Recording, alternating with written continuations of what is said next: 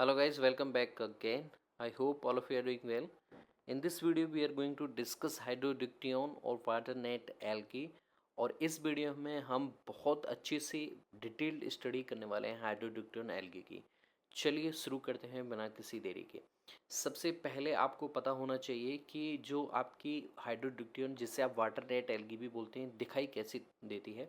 तो आपको ये अलवड़ीय जल जो स्वच्छ जल होता है उसमें दिखाई देगी, और इस तरह से जैसे हेक्सागोनल एक बेंजीन की तरह संरचना होती है, और बहुत सारी बेंजीन जब आपस में एक जाल जैसी संरचना बनाती हैं उसे आप वाटर नेट या फिर हाइड्रोडिक्टियन कहते हैं।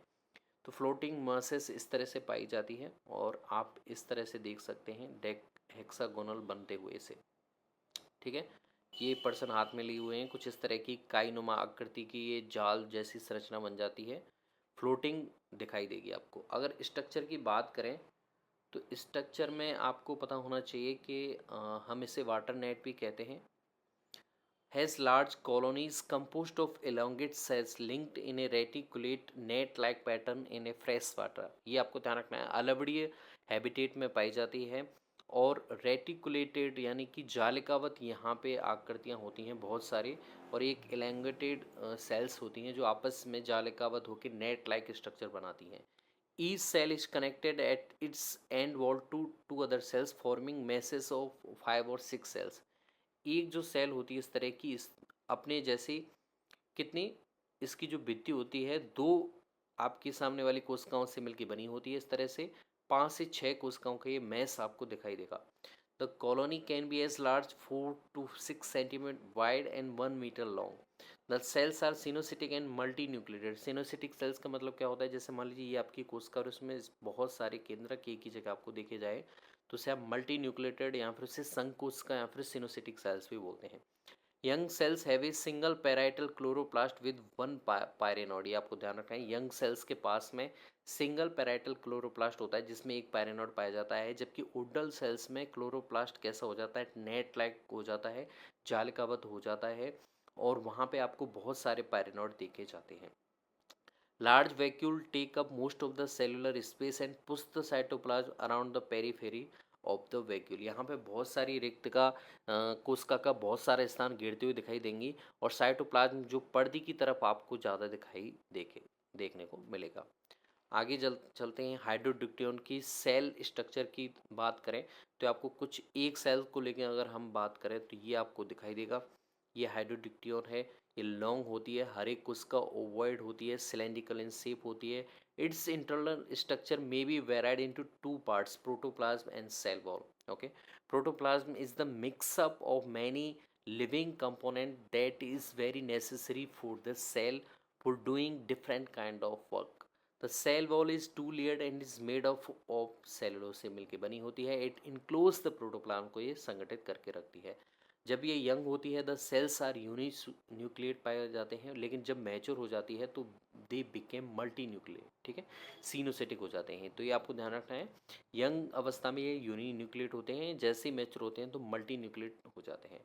Cells also contain reticulate chloroplast with several pyrenoids, but in the mature form। mature form में होंगी तब आपके multiple pyrenoid देखने को मिलेंगे, लेकिन नॉर्मल अवस्था में मल्टीपल नहीं होते, सिंगल pyrenoid देखने को मिलेगा। All of the classic green algae structures such as mitochondria, ribosome, dictyosomes सारी चीज़ें पाई जाती हैं।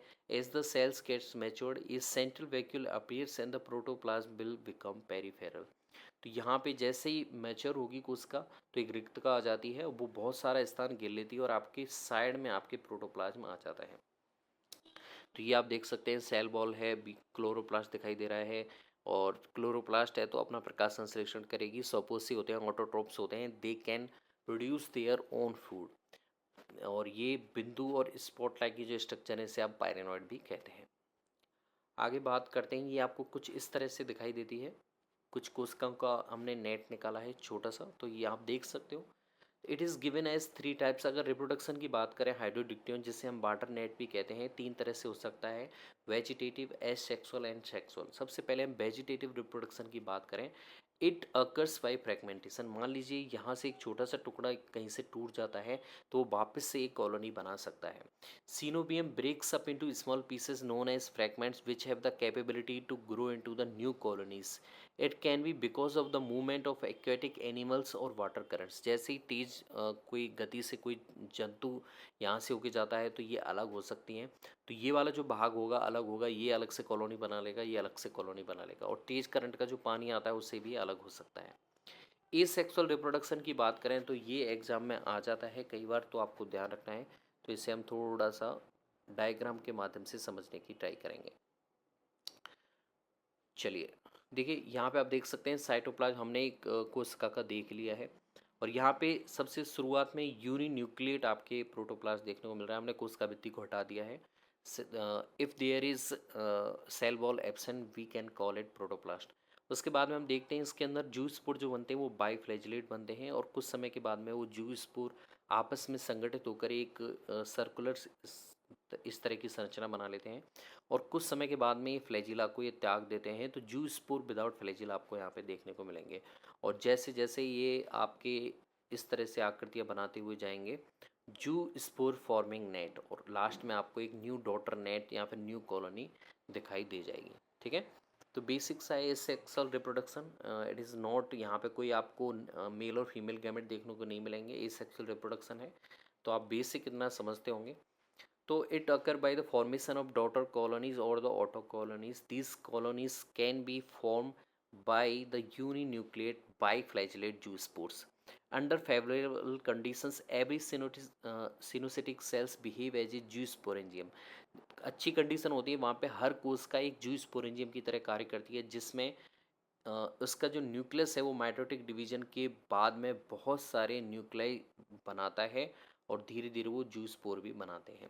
Protoplasm get segmented into a possible number of segments as there are nuclei. Every segment gets surrounded by a small amount of cytoplasm which is a limiting membrane and develop two webless type equal flagella and also represent biflagellate zoospore. तो यहाँ पे zoospore का जो निर्माण है वो होता हुआ बताया गया है। In Hydrodictyon a peculiar phenomena can be notice, the zoospore form are never liberated outside the parental cell, यानी कि ओटोसियस यानी स्वस्थानी यहाँ पे अंकुरण देखा जाता है कि जूस्पोर हैं वो प्लांट उसके अब जो मेन कॉलोनी है पेरेंटल कॉलोनी उसके अंदर ही फॉर्म होते हैं, उससे बाहर जाके लिबरेट नहीं होते हैं। They remain motile within the restricted region, it means within the cells के अंदर वो मोटाइल कंडीशन में रहते हैं। They ultimately withdraw their flagella after swimming inside the cell and get themselves arranged into the characteristic pentagonal or hexagonal fashion to form a new net। जैसे ही उन्हें structure बनानी होती है, चाहे वो पेंटागोनल हो चाहे वो हेक्सागोनल हो, उस टाइम पे ये अपने फ्लैजिला को त्याग देते हैं। This new net is known as daughter colony और auto colony. The auto colony can be liberated by the parent cell wall disintegration. The cell count in the daughter colony is fixed. Further, Cenobium grows is entire because of increase in the cell size but not the cell count. तो यहाँ पे इस तरह से आप basic देख सकते हैं, कुछ बेसिक जो डायग्राम सूक्ष्मदर्शी से देखे गए हैं वो भी यहाँ पे देख सकते हो। यहाँ पे zoospore content the mother cell wall में देखे गए हैं, उसके बाद में zoospore settle inside the wall and grow together, उसके बाद में वो रिलीज कर लेते हैं अपने फ्लैजिला को, और उसके बाद में वो ओल्डर कॉलोनी जैसे बन जाते हैं, क्योंकि एसेक्सुअल रिप्रोडक्शन में कुछ भी आपको पेरेंट से अलग होता हुआ दिखाई नहीं देगा। चलिए आगे बढ़ते हैं सेक्सुअल रिप्रोडक्शन। तो सेक्सुअल ये आपको ध्यान रखना है।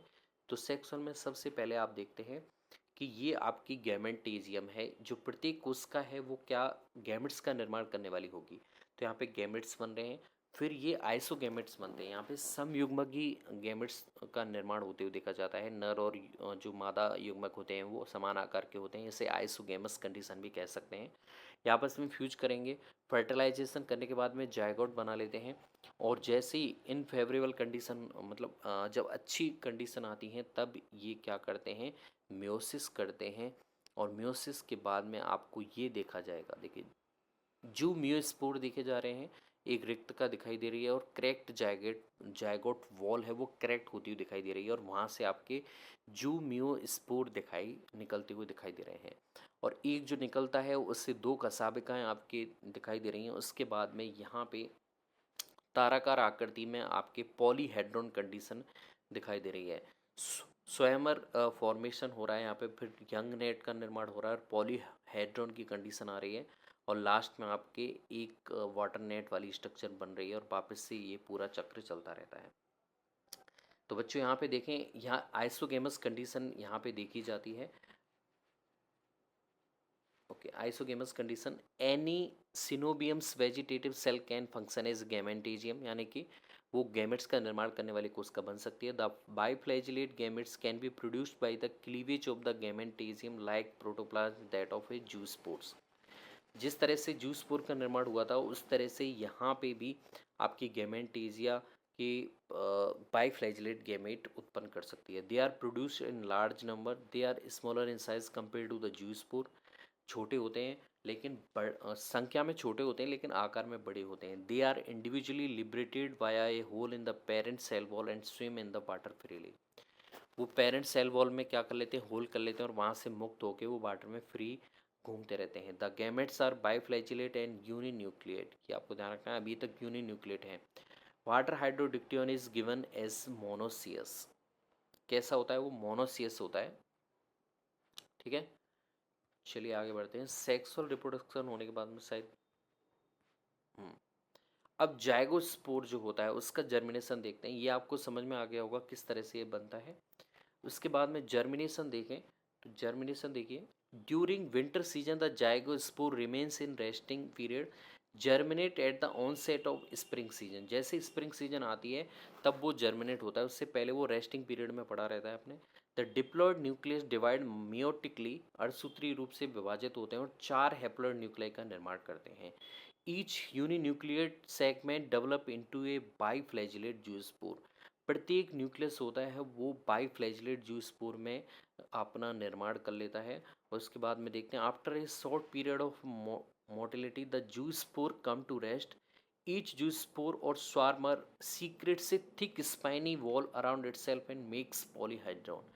यानी कि कुछ समय के बाद में वो अपने फ्लैजिला को निकाल देते हैं और उसके बाद में वो अपने चारों तरफ क्या निर्माण करने लगते हैं, कॉलोनी का निर्माण करने लगते हैं, सिनोसिटिक कंडीशन में आने लगते हैं और पॉलीहेड्रॉन वाली कंडीशन में आने लगते हैं।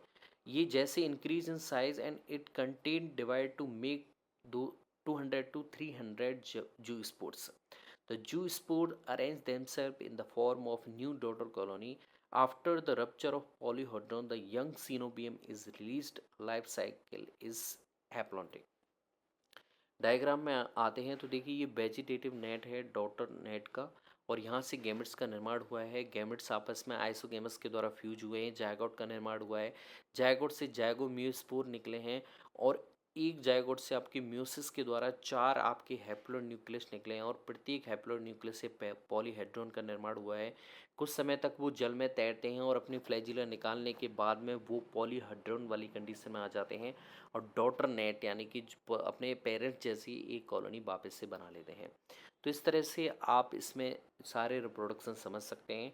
और अगर अभी भी आपको समझ में नहीं आया है तो आप वापस से वीडियो को देखने की ट्राई करना। I hope this will be helpful. Thanks.